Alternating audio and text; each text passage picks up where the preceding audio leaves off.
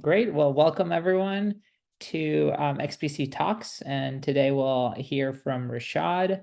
This conversation topic came up a few weeks ago when I think Rishad posted asking if anyone else wants to riff on different payment models of healthcare systems.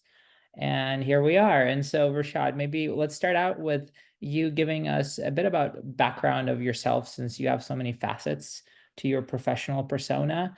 And then we can, hear about your findings and musings and questions in the space, and then we can open it up to the group to discuss. Sure. Thanks, Paulie. So I'm a family physician by training. After training, wore a bunch of different hats in clinical medicine, was a full-time hospitalist, nursing home, palliative care, emergency medicine, chronic pain, medical assistance in dying, emergency assist, mostly for C-sections. Landed on a full-time hospitalist, got into QI a little bit, changed the handover process for my hospital group. COVID started, joined the advisory committee for my health region for COVID, and was the COVID health officer for my hospital. Still wasn't satisfied. Saw there's a lot of things that could be better in healthcare. Landed on things that are completely algorithmic, and I thought to myself, a human does not need to do this. An algorithm can. Landed on travel medicine, and this is before COVID. Wrote clinical decision trees for travel medicine consults. Started with these are the medications, vaccines you give, and then kind of wrote it all out and mapped it. Hired developers in India, a big mistake because there's a big barrier in terms of tracking what they were doing. But launched my telemedicine company. COVID happened, no one was traveling. Pivoted to mental health. And this is a mistake I made because I kind of chased what was the urgent need instead of focusing on the algorithmic medical decision making that I was initially focusing on. Anyways, the company grew, saw 1,100 patients, got an acquisition offer, got sued, became a loss leader in the market, and eventually closed down, started angel investing, joined Halo Health, which is a Canadian angel investment group. Sat on the board there for a year, saw a gap in the market for physicians getting involved in angel investing.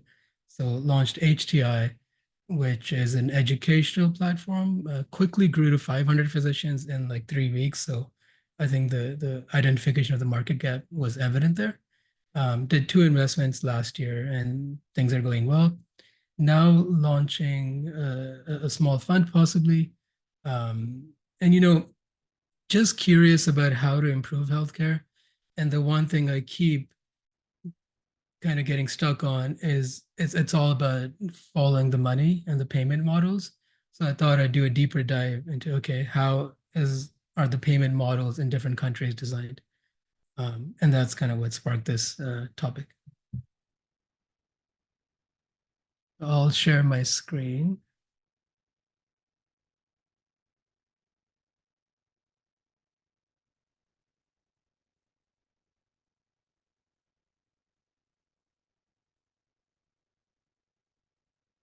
Can everyone see that okay? Yes, that looks great. Okay, perfect. Yeah, so I'm going to be discussing different payment models globally, and then we'll hone in the States and talk about different payment models and how they correspond to quality metrics. And I think you guys will find this very surprising because I certainly did when we come to the States in particular. So in my spare time, I'm a abstract painter. It's one of my paintings. It's supposed to be uh, a fighter in a jungle. So for the talk today, we'll talk about the different models, how to assess them, and then I picked a few quality metrics we'll go over. So there are four basic payment models. The first is the beverage model, and this is what the UK model is, in which healthcare is financed and delivered centrally. So in the UK, the government employs physicians, um, and it's a more of an employer-employee relationship. The UK is a classic example. Spain and Cuba are in this model as well. The one advantage of this model is everyone has access to primary care, although how that access is defined is fairly loose because it can take up to 3 months to see your primary care physician, even though you technically have one. Um, the second model that's most common is the Bismarck model. This is essentially Obamacare. And the US is a combination of all four models to an extent. But in this model, you have a state-sponsored healthcare, which is financed by employers, but you also have room for private healthcare. So in Germany, they have what's called statutory healthcare, which is a government-sponsored healthcare, which is financed by employers. But there's also a separate private healthcare entity. Everyone is covered, and insurance doesn't make a profit in the public healthcare model. So there's multiple payers, which are all employers, but the cost is controlled by the government. The third model is the Canadian model. And in this model, healthcare is financed centrally, but it's delivered privately. But because it's a single payer, they can essentially set the rates. So this happens in Canada. This is what you get paid for a visit. So for fee-for-service family physician, it's $37 for a visit, and we pay overhead after that. So $25 in my pocket for one visit. And I can't ask, like, there's no copay, there's no premium, there's no deductible, and I cannot charge more than that. And it's a flat fee by the government. So in some ways, this model is attractive for patients, but what it does is clinicians just move towards services that pay more. And this is why 26% of Canadians don't have a family doctor, because no one is working for $25 per patient. They'd rather do other things like hospitalist and emerge. Most of the world still works in an out-of-pocket model. India, China is slowly moving towards a different model in rural Africa. And in this model, most people cannot afford healthcare, and you have to pay out of pocket for every service. We'll go over pros and cons of each model. So the beverage model, and to remind you guys, this is a UK model. Healthcare is financed and delivered through the government. So everyone has coverage. In the UK, 63 million people have coverage out of 66 million citizens. It's a lower cost per capita as government has full cost control, both in the delivery and in the financing of healthcare. The government is responsible for healthcare. No one ever has to pay a copay. There's no deductible. So cons is long wait times, and I'll get into wait times a little bit. I do compare the different wait times for PCP and psychiatry later on, so we'll get into that. Risk of overutilization. So I do see some patients weekly, even in my clinic, because there's no pay for them. There's no cap. They can come see me every day if they want to. And there is a real risk of overutilization in this model. The last one is because it's based on government revenue. As government revenue decreases, say during COVID or a national emergency, if there's a war and the government has to direct resources, such as in Ukraine right now. So it is the funding for healthcare, because all funding comes from the government. There's no employer funding and there's no private funding for healthcare. In Canada, it's illegal for me to charge privately. So they have to change the constitution, which I think we can all kind of imagine what kind of process that is for me to charge privately, even if the government doesn't have money. The Bismarck model is, to remind you guys, Obamacare, where employers pay for healthcare. The good thing about this model, at least the way it works in Germany, is healthcare, you cannot make a profit. So even though employers have a health insurance, the government controls the costs. The prices are standardized. Again, in Germany, it's excellent coverage. 90% of people have coverage for primary care physicians, and it's good access to primary care. There is a duality created here in which people who have employment get better coverage. There's a basic coverage, there's employment coverage, and there's private coverage. The basic health coverage can be limited, and there are co-payments in this model. So again, to remind people, because I know there's a lot of different things I'm talking about here, in the beverage model, there's no co-payments. So in UK, medicines are covered as well, and which is a big advantage. National health insurance, and this is the one I'm intimately familiar with, being Canadian training here and practicing here. So everyone technically has coverage, but coverage and access are different things. And I think it's important to differentiate between the two. There's no copays, no deductibles, the standardized pricing. The cost to deliver healthcare is fairly low because the government can just control spending. The cons are there's limited coverage outside of basic health. Because for Canada, healthcare does not cover physiotherapy, counseling, dentistry, optometry, um, and it doesn't cover a lot of different medications. There's a risk of overutilization, the same as the beverage model. And the other thing is because costs are so low, the margins are very low, and there's no room for innovation. Um, and this is you'll hear this quite a bit about the Canadian healthcare is companies test here, but then they go to the US to scale and grow their products. Um, I think out of pocket is, and maybe we can get into this later on with direct primary care, but for bigger procedures, hospital admissions, surgeries, chemotherapy, I just don't think it works because even though technically you have more control over healthcare services if you can afford them, generally there's lower prices because there's no insurance. There's no insurance trying to make a profit on top of the services delivered. But it means coverage is limited to those with financial means. Something I didn't talk about initially is healthcare is the only model in which we use insurance to cover routine maintenance. Healthcare was, or insurance was designed initially for crop insurance, and it's to risk pool for catastrophic rare events. It's not really designed for routine visits, such as we use in healthcare. So there's lots of ways you can assess a health system. The things I kind of wanted to discuss a little bit more is equity, cost, and quality. And I'll go a bit deeper in quality. I used three measures and I looked at for the four different models and I took a few different countries as examples. So we'll look at cancer screening rates for breast, colon, cervical cancer. We'll look at wait times for primary care and psychiatry. Initially, I was going to do emerge, but the data was very conflicting and it wasn't very clean. So I kind of stuck with primary care and psychiatry. And we'll look at heart failure readmission rates, which are a good indicator of how well the hospital system works with the primary care system and how the continuity of healthcare in a system, I think it's a good indicator of.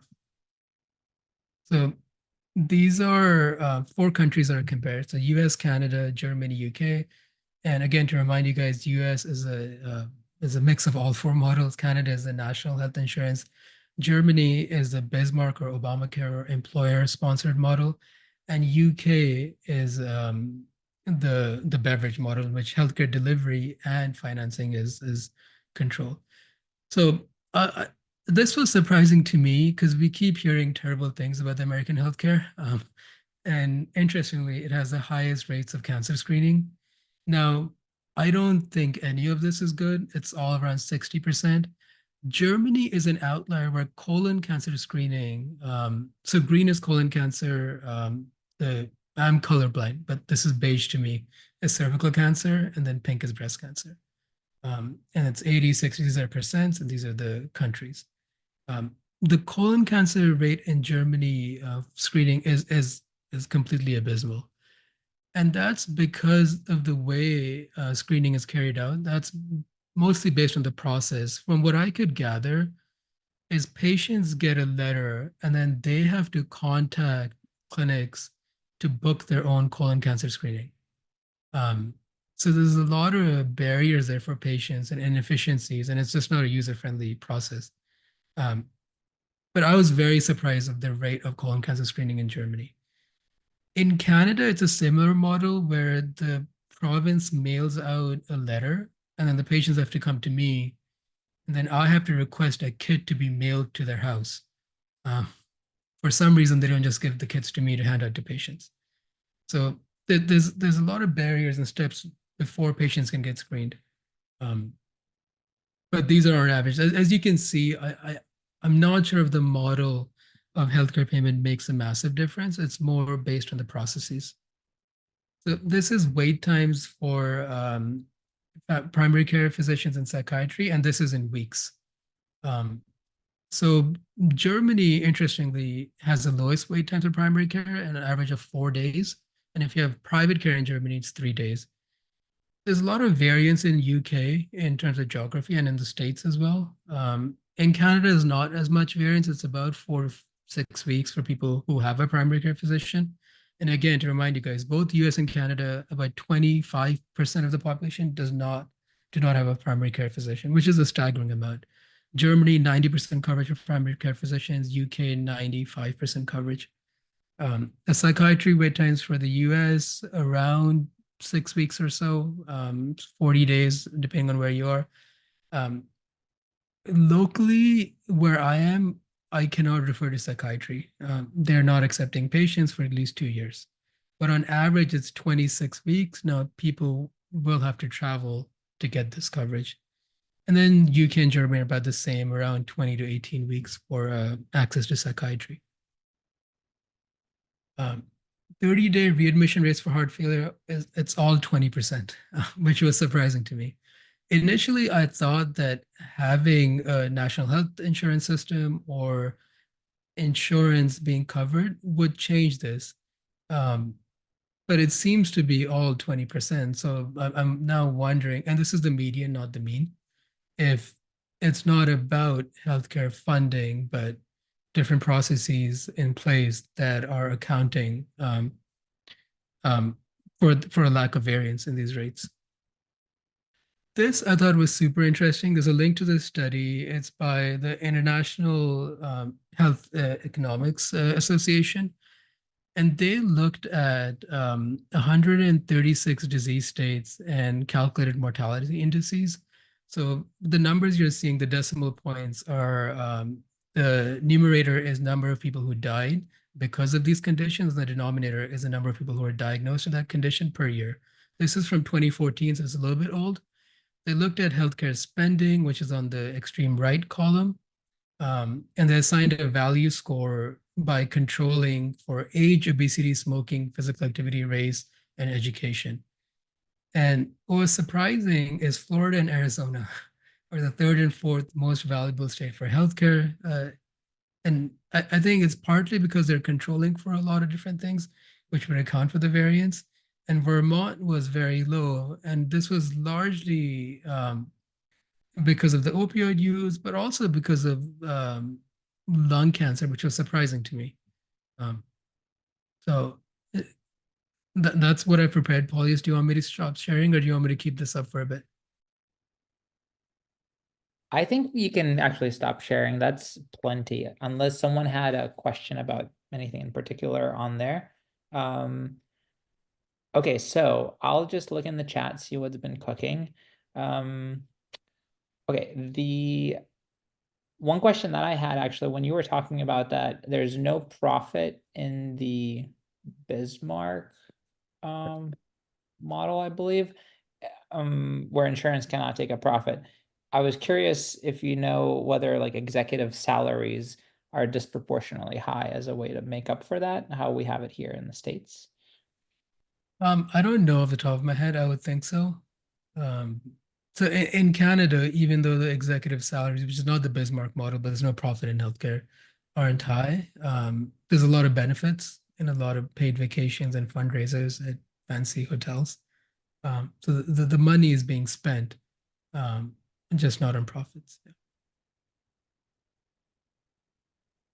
So I will open it to the group to whoever wants to speak up with questions. I see Alex maybe unmuting himself or comments. Okay. Yeah, I just think it's interesting, right? You did an awesome job highlighting who the payer, who the provider is, whether it's the government or a private entity. That seems like almost a separate question from how are the patient incentives around copays, deductibles, sort of everything else. How are those set up and what implications does that have? Right? Because like I can imagine a Bismarck system or I can imagine a Canada system or something else where copays are actually really high and that disincentivizes utilization or whatever else. So it's almost like there's like multiple axes of these things. Yeah, I mean, what I found interesting is I don't know if you recommend looking at different quality metrics because I looked at is cancer screening, wait times, and heart failure readmission, and they're more or less the same, regardless of copays, access to primary care. Because in UK or in US and Canada, access to primary care is abysmal. 25% having no family physician, and in UK, 95% have a family physician. But the cancer screening rates, hospital readmission rates, and then the wait times, or maybe the readmission rates and the cancer screenings that are better indicated, they're the same. So I think we kind of tell ourselves these narratives, which makes sense. It's common sense. If more people have a family physician, the screening rates should be better, but they're not. So I don't know what I'm missing there, and I wonder if it's more, boring from the startup world. We just need to make it really easy for the patient to screen for cancer and almost reward them, and it doesn't matter if they have a physician or not. And I'm kind of downplaying my own profession as a family care physician.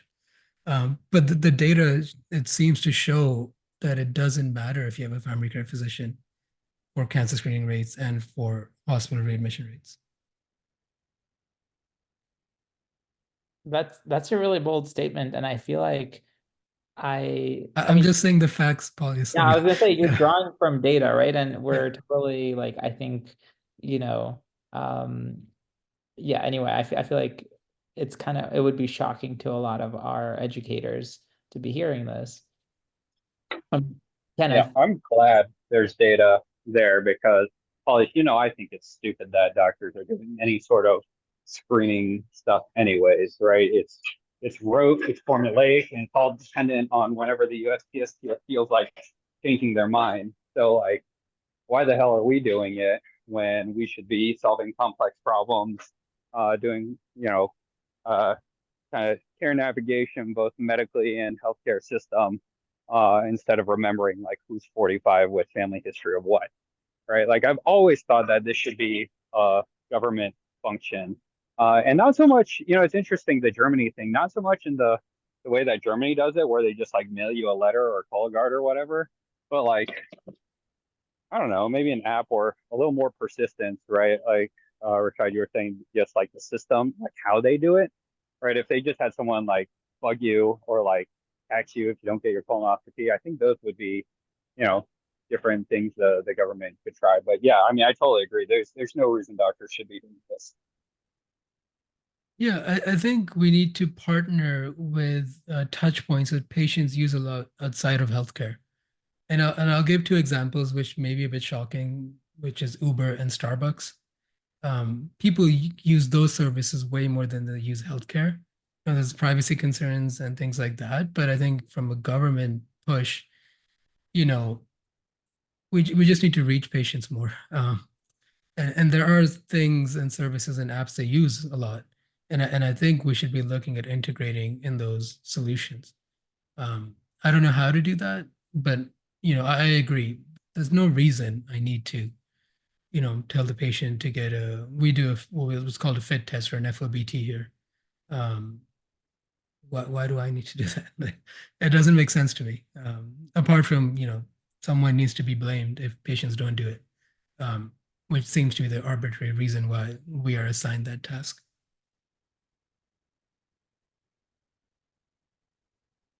so one I've seen comment. some innovations in that space. I think there was a startup in the US who was doing men's health checkups at barbershops. Have you seen that? I can't remember where I saw it, but I know there is a startup who was doing that specifically because men spend more time at their barber than they do So Live going to chair. the doctor.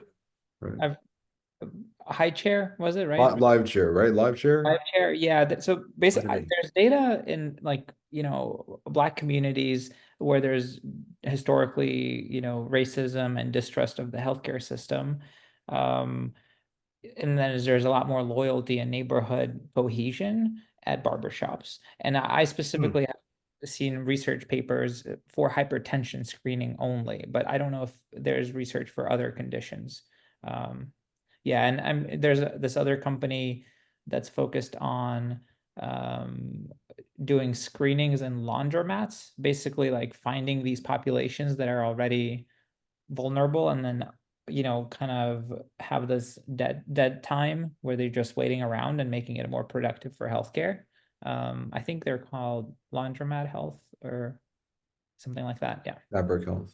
or fabric health. Yes, different Let's do from fabric health. different from fabric. Yes, Yeah.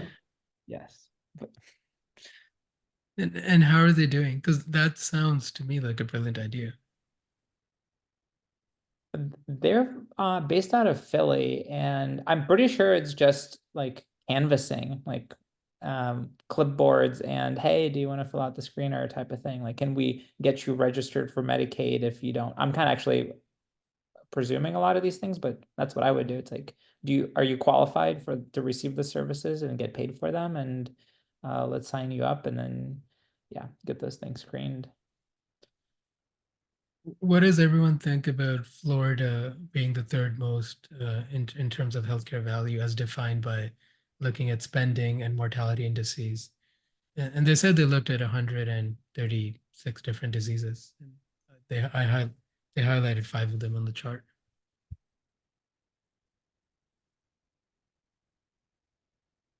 Maybe if you've got a lot of older, sicker people and you're really good at risk adjusting, right? Saying, hey, they've got a bunch of comorbidities. It just, if it's not a perfect model, you're going to seem high value because people appear sicker than they actually are.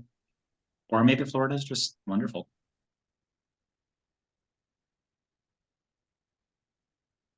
I'm pretty surprised, to be honest. But yeah, I wonder if it's how you slice the data that you make it appear a certain way. And if you because I'm curious actually, if you don't risk adjust and you look at the spend of just like health, health costs, Florida would not be number 3 in terms of lowest amount of spend, which is, I think, a thing that really matters. Yeah, I think for spend, Alaska was up there, and then Vermont and Massachusetts was fairly high as well. But I think geography dictates a lot of these things, and you know, uh, states which have a lot of social services also attract a certain population, especially um, homelessness and people who suffer from addiction. They're more likely to go to places which offer more treatments for those services. So I'm sure that skews the data as well. And I think, like in the case of California, I think, well, laws, certainly legislation, right, like allows for a more conducive environment, but also weather, I think, has to do much with that, where like more temperate climates, there's a lot more of at least visible, social ails, whereas it's much like like areas like New England just don't have the same type of density, I think, of social needs, especially when I'm thinking of like unhoused populations. And Alex, you posted an image. Do you have any comment on that? I don't know if everyone clicked on that. No, I mean, I think when you're talking about outcomes and all-cause mortality, right, we like to think as the healthcare system we have an impact. I think this is from like an old Bayesian perspective piece. I have no idea how they got the data, but it's basically just saying, look, in terms of all-cause mortality, healthcare, probably about 10% of outcomes, and then everything else, sanitation, social determinants of health, just whatever else accounts for much more of it.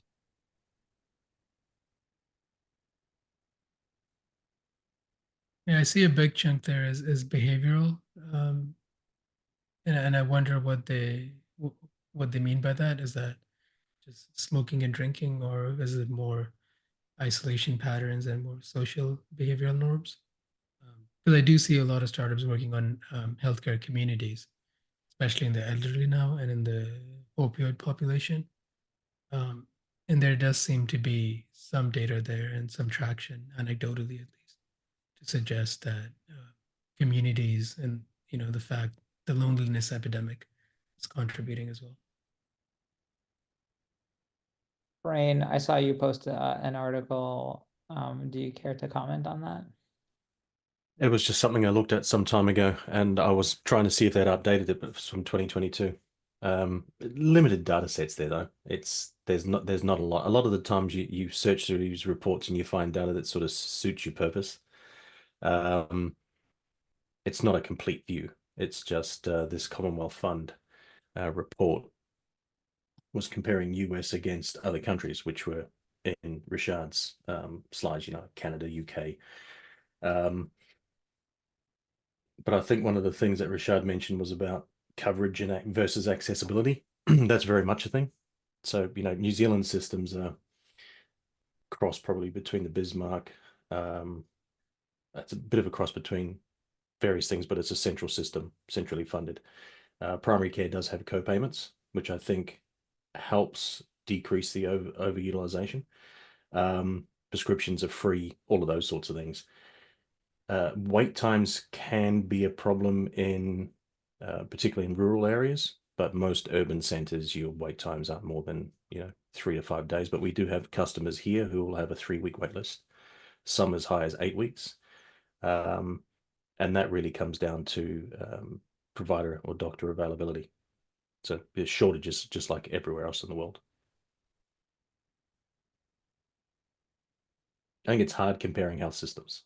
I think the US would probably be one of the highest in the world for terms of access.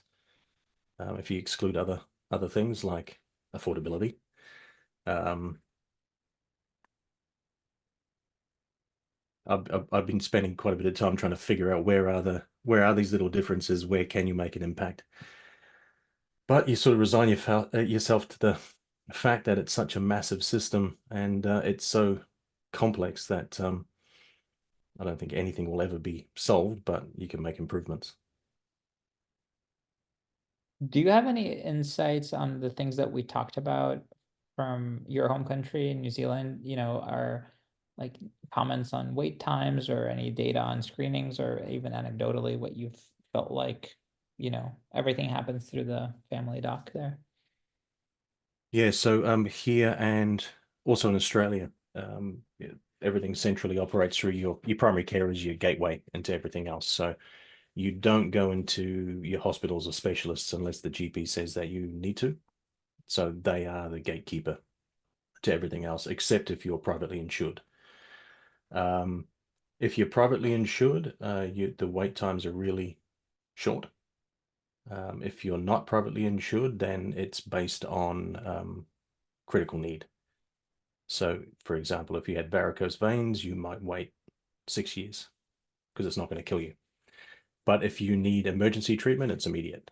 And it's the same specialists that are in private practice or in the public hospital. They're effectively all contracted to work across both.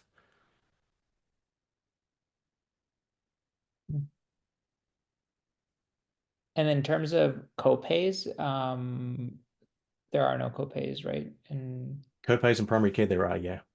So we run a capitated model in New Zealand, which on average, a primary care practice would receive about $360 a year in total, including copays per patient. That's on average.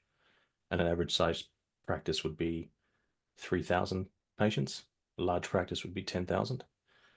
And you would have patient panels of about 2,000 per provider on average. And the average copayment's $50 per visit.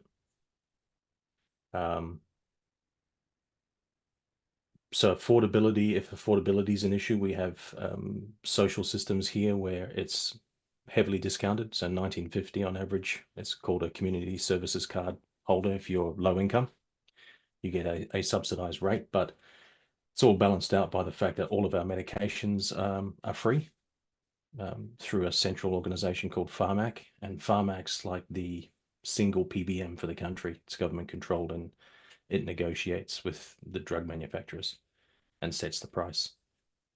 So it funds everything. So if I get prescribed anything here, I go to a pharmacy, I just pick my prescription up. Doesn't matter which pharmacy I go to. So that's good.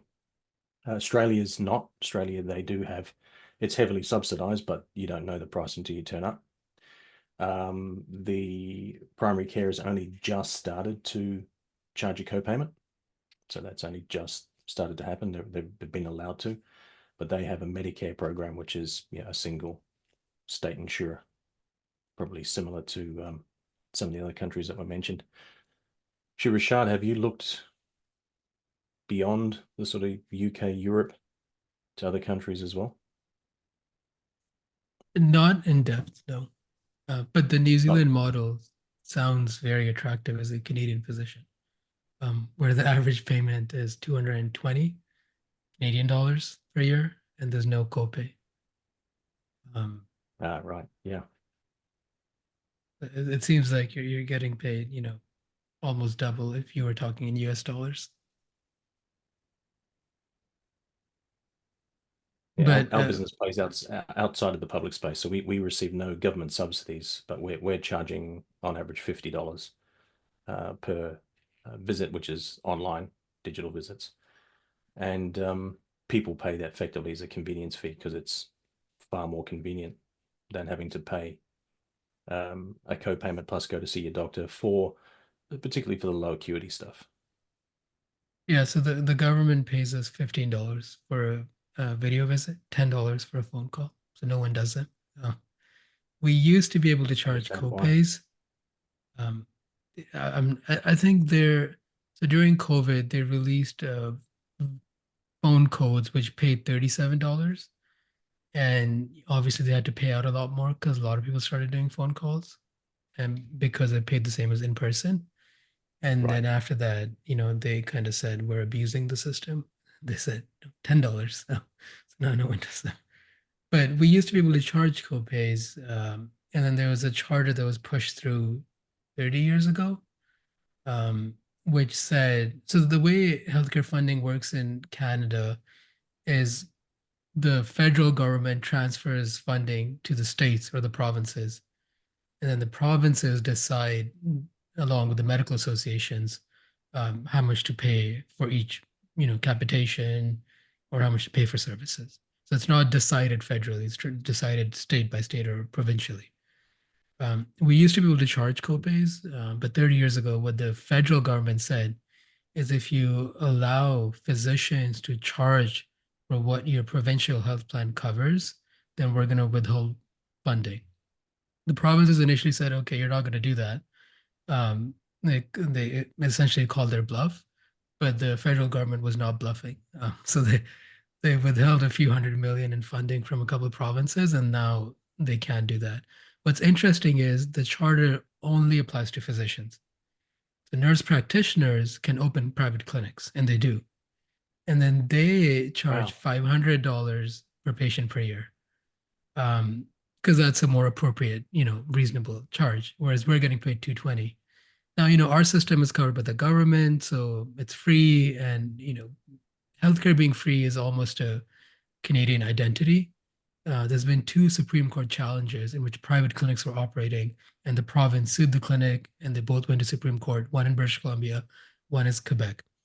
In Quebec, the clinic won, so there's private healthcare in Quebec.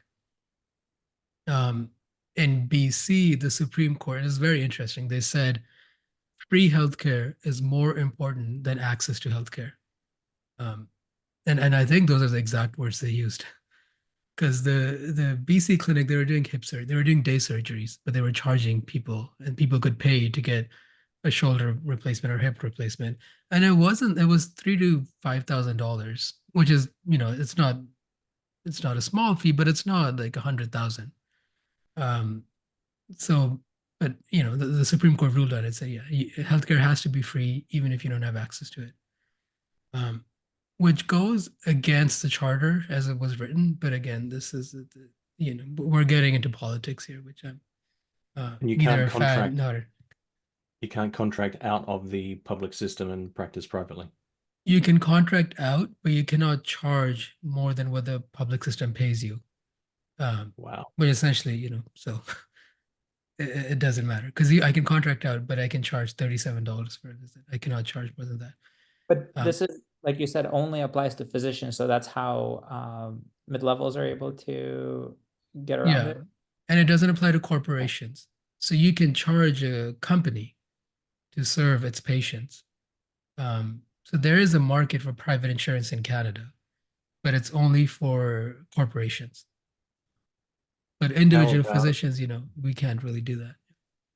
How about digital providers who say operate on Uber type models where they're the platform, they have members, and they charge a fee, which they on pay to physicians?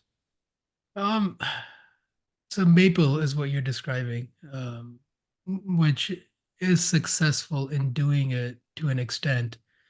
But they're operating in a gray area, and the provinces have kind of come out against them a few times.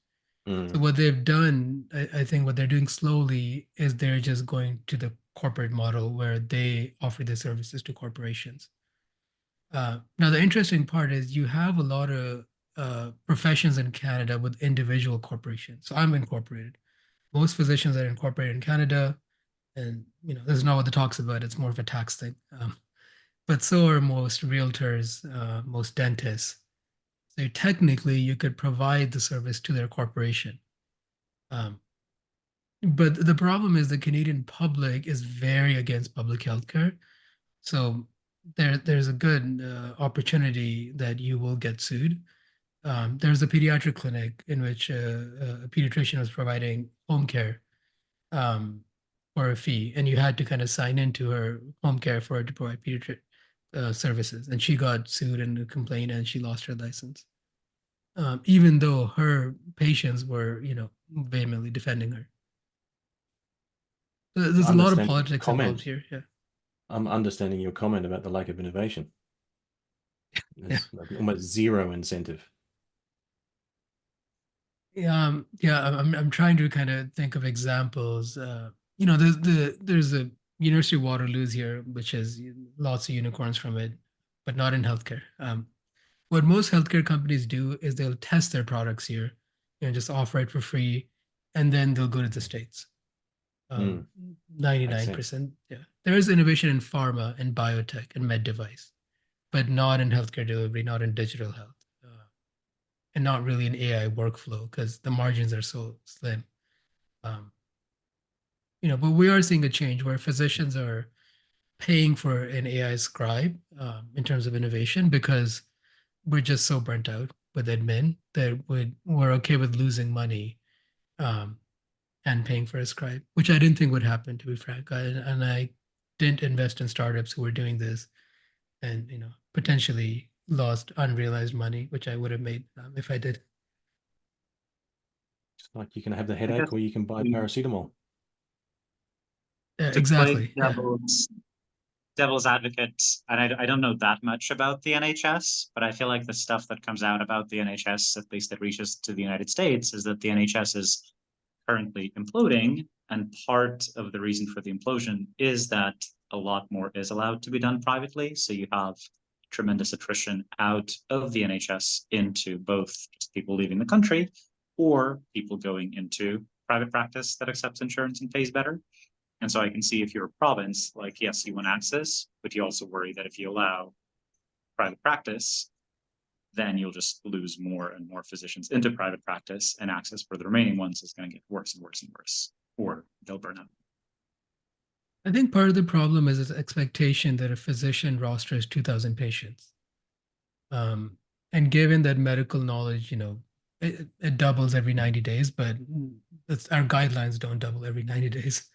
But we are expected to know a lot more. I just don't think that's a realistic model. And I think the reason people are moving to private care or leaving outpatient medicine is just too many people to take care of. And I don't know the solution there. The government solution is to train people less and allow them free reign over primary care to an extent, and including mid levels.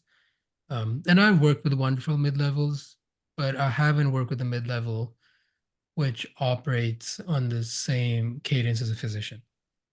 And I don't think you can expect. And so I don't have an answer for you. I don't know the solution, but I think the problem is just there's not enough of us. And then on top of that, we're not incentivized to do primary care. Well, and Yeah, then oh, go ahead, boys. Sorry. no, you go, actually, yeah. I was just going to say, from a consumer point of view or a healthcare consumer point of view, as someone who's lived and had experience and is a citizen of 3 countries, right? So New Zealand, Australia, and the UK. If I ever go to one of those countries, I have zero fear or feeling of or thinking about health or healthcare, because I know that if I'm going to go to those places, I'm not going to have a problem. Don't have the same feeling about looking forward to my living or spending time in the US. It's like, oh, that's scary. Like the healthcare is great. It's just, how the hell do you get it? So from a consumer point of view, right, just talking about how people would view a health system, we don't often spend much time thinking about what the consumer thinks or feels. I'm curious, because we still view the US as like, the bed of innovation. We have a big mess, but also like big opportunity here. DPC seems to be the crowd favorite, but like data wise, it technically fragments and worsens the shortage. That some people even argue if there's a shortage of PCPs, like there's kind of conflicting data. I mean, the majority conversation is that like the shortage is going to get worse for a lot of people. I'm kind of curious, like what you guys think, what DPC is doing to primary care in the US.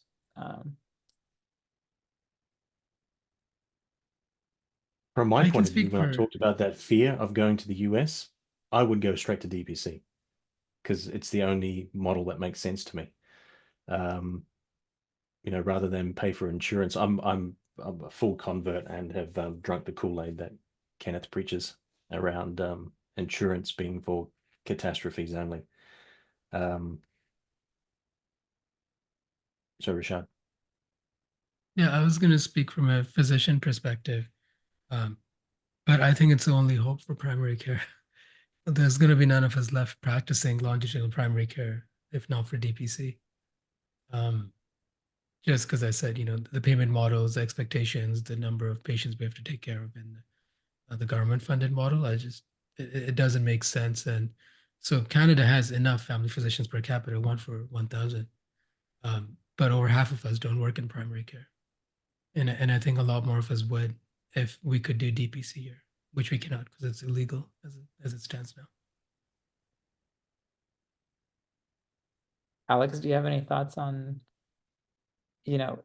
contrarian thoughts or otherwise? Because we can't be in an echo chamber. Yeah. I mean, I think one, like I'm not in a DPC model. I don't know enough about sort of the ins and outs of DPC to be able to meaningfully weigh in. So sort of accepting some humility there. I think my take on it is anything that gets more people into like primary care is a good thing. And if that is sort of sustainable practice in a better funded value-based care model, great. I think there is a role for that.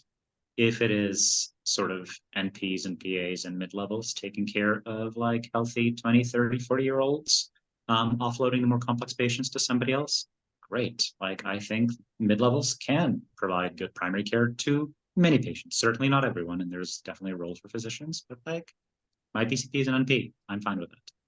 And I think if sort of DPC for the right provider and the right patient population, whether that's a Medicaid plan that is willing to pay for DPC or somebody with funds for it, great. Like I think there is a world where all of these models continue to coexist. And I don't have like I'm not a believer that like yes, DPC is like making primary care worse for everyone else because it's setting patients off. I think there's space to play in this.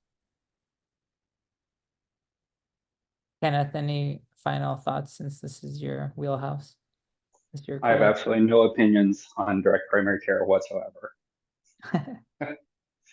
No, I think the fundamental principle here, right, is Rishad touched on it, and I kind of made that comment on LinkedIn about welcome to DPC, right? That like doing chronic care management, basic urgent care, cheap stuff doesn't make sense with insurance. And so what direct primary care is now, and this first iteration of it is classic American capitalism, where the market is proving a point, right? We've separated ourselves from the commercial insurance model. It's working well. Doctors love it, patients love it, all that stuff. But there's also the employer market, and then there's also just the government. And so, by proving it here in the private market, the goal is, when we go to employers, we're like, hey, you don't need this full hookah network plan, whatever, get an independent TPA, get a direct primary care. And then the employers are, functionally separating primary care out of the insurance claims stuff as well. And now we just need to convince the government to do the same. And Evan, this is a little like lightly mentioned, looking into Medicaid, The only way I can see it working, it won't work through the MCOs because they're subcontractors and they have to deal with the whims of the state. But it's kind of like how dish payments get put out, which is basically like a pass through the MCOs, where our value is determined by what we do for downstream spending. So like dish dollars are just willy-nilly, great lobbying, free money, whatever. They don't have any requirements to it. And dish stands for disproportionate share of hospitals, basically rewards hospitals for seeing people with no insurance. So if we could separate a pool of money, right, some percentage of what they pay the MCOs, that can still pass through them, but goes directly to some sort of primary care entity that just does primary care, and then they judge it based on the money they save downstream, like what the MCOs are spending and using. And if that starts to decrease, then you take more percentage from the MCO spend and give it to the primary care entity, whatever that may be. So there are different ways to do it. It's you just have to like think about primary care differently and the financing models differently. And if the government were to be single payer, they have to internally figure out how to like separate primary care payments from literally everything else. So there's my 2.5 cents. That's super interesting, Kenneth. That's super interesting. Yeah. Appreciate that. We'll double click on that. I do like where the ideas are developing, and I do think that not many people know about dish models or whatever it's called, dish payments. Because you taught me that earlier this summer in Dallas. So trying to keep up with you, man. So I would say this is a good stopping point. I'll pause the recording. Let's take our group photo and then we can hang out if whoever wants to.